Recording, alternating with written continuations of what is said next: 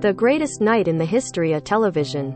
A Zapruder film-level analysis of the moment when Will Smith, taking offense at Chris Rock's not particularly revelatory G.I. Jane 2 joke regarding Jada Pinkett Smith's shaved head, she has candidly discussed having alopecia, got up from his front row seat and slapped Rock was necessary. Because nothing since the La La Land debacle of 17 had bewildered TV audiences more than what ensued. It looked at first like a feigned jab, but Rock was visibly rattled as he proceeded to present Best Documentary to Questlove's Summer of Soul. Hooray! And too bad his deserved moment was overshadowed. And even though the sound cut out, you could see Smith yelling at Rock from his seat, and some countries got the unbleeped version. Keep my wife's name out of your king mouth. Go inside the room where it happened here. Oh yeah, and Smith won Best Actor for King Richard. We all had guessed before Sunday that his speech was going to be a moment to remember, and it was. Music of the heart. To every awards season, a speech slayer is born, and in 2022 that titan of the dais has been Troy Kotsur, who capped off the biggest year of his long career with the Best Supporting Actor win for Coda, in which he played a career fisherman who's struggling with the idea of letting his hearing daughter, who serves as her deaf family's ears and interpreter, follow her dreams out of town. Presenter and last year's Best Supporting Actress Yun Yu Young signed the winner as well as announced him and was happy to hold Kotsur's statue while he gave his speech in ASL, resulting in signed applause from the audience and rivulets of tears on multiple faces. It's really amazing that our film, Coda, has reached out worldwide, Kotsur said through a translator. It even reached all the way to the White House. He planned on teaching the Bidens some dirty sign language when the cast met the President and First Lady, but Marlee Matlin told me to behave myself.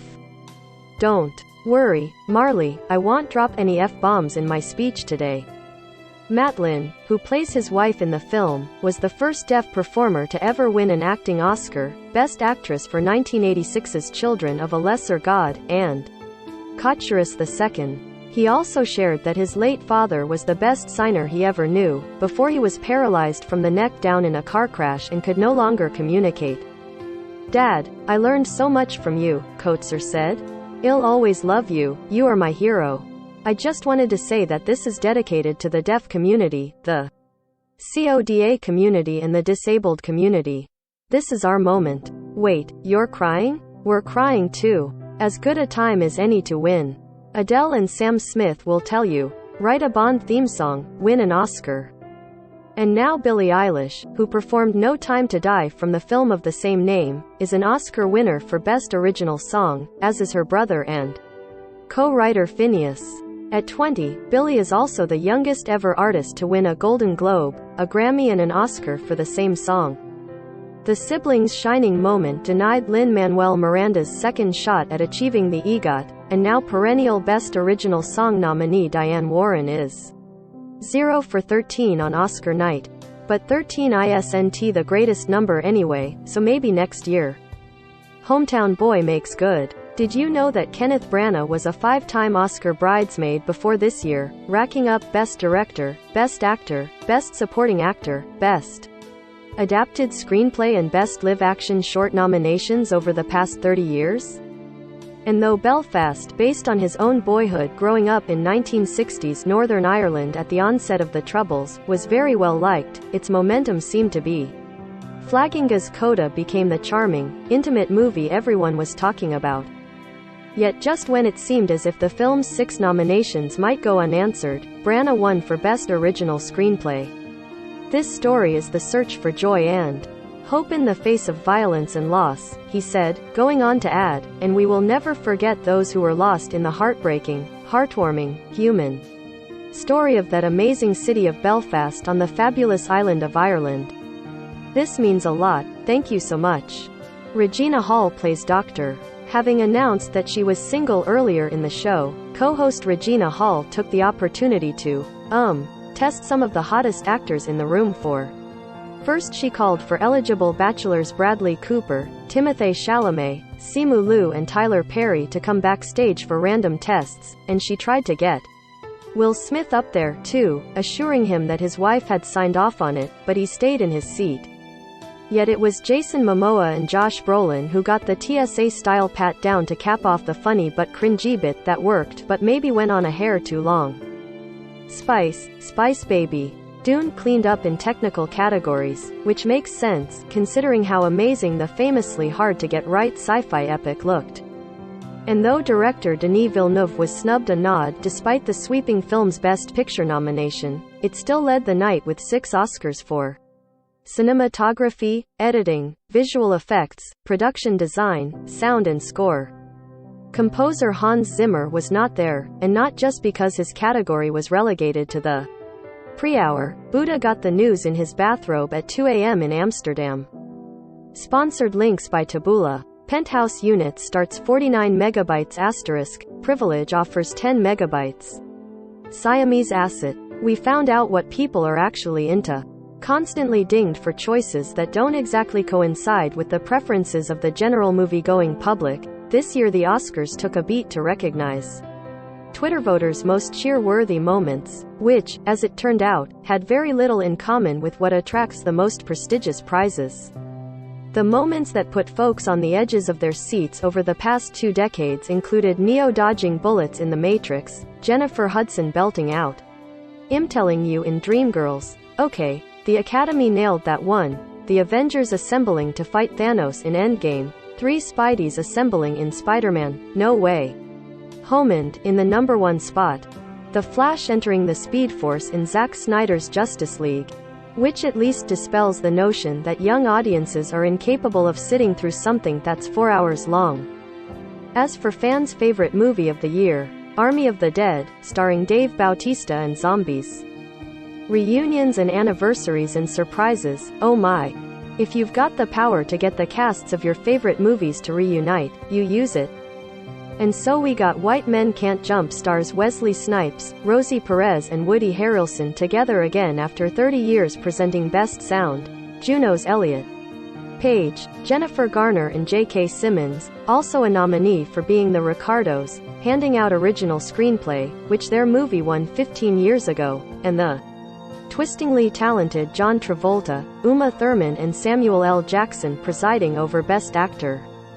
Not a round number, it's been 28 years since Pulp Fiction came out, but just because it was cool.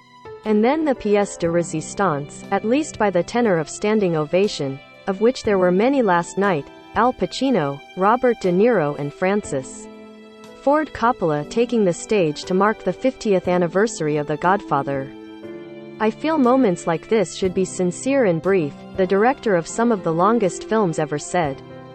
There was also a 60th anniversary salute to James Bond delivered by Tony Hawk, Kelly Slater and Shaun White, something about goats squabbling over how to pick a goat Bond, and Bill Murray showed up during the livelier than usual in memoriam segment to pay special tribute to Stripes and Ghostbusters director Ivan Reitman. Life can be bright in America.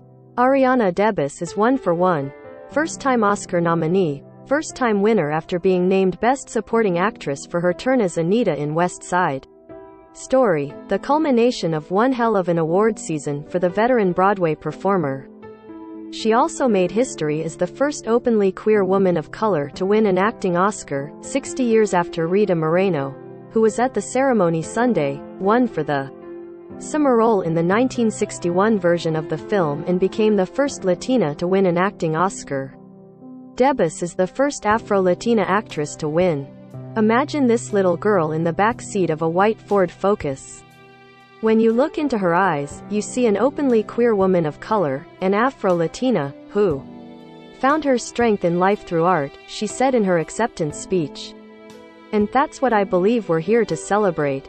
So to anybody who's ever questioned your identity ever, or you find yourself living in the gray spaces, I promise you this, there is indeed a place for us. Sponsored links by Taboola. 5 exabytes trends in 2021 to recruit and retain talent. Pacific Prime. The case of the missing categories.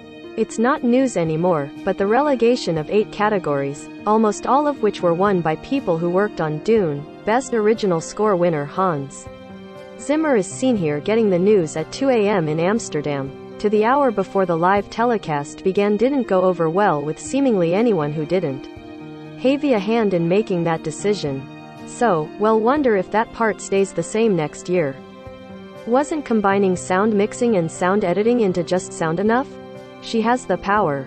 For the first time in Oscars history, a woman won Best Director for the second year in a row. New Zealander Jane Campion, a previous winner for Original Screenplay for the Piano in 1994, collected The Power of the Dog's sole honor of the night out of its field-leading 12 nominations. I love directing because it's a deep dive into story, and yet the task of manifesting a world can be overwhelming, she said. The sweet thing is I am not. Last year Chloe Zhao became the first ever Asian woman, and only second woman ever, to win Best Director, for Nomadland, 11 years after the Hurt Locker director. Kathryn Bigelow broke through that celluloid ceiling.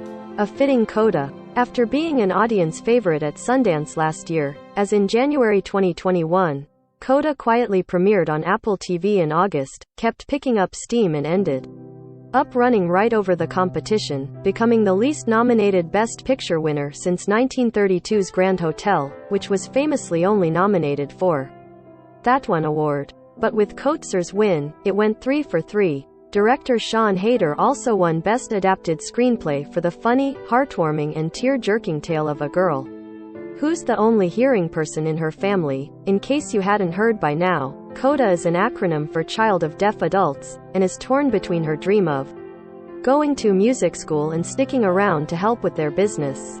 Thank you to the Academy for letting our CODA make history tonight, producer Philippe Rousselet said in his acceptance speech, a nod to the first ever Best Picture win for a film with a primarily deaf main cast. And congratulations to all of our fellow nominees. Your movies were all so incredible. We're so honored to be here. To actors Coatzer, Madeline, Emilia Jones and Daniel Durant, Rousselet said, "You guys have made such a wonderful and loving family on screen, but also off screen. And everybody wants to be a part of it."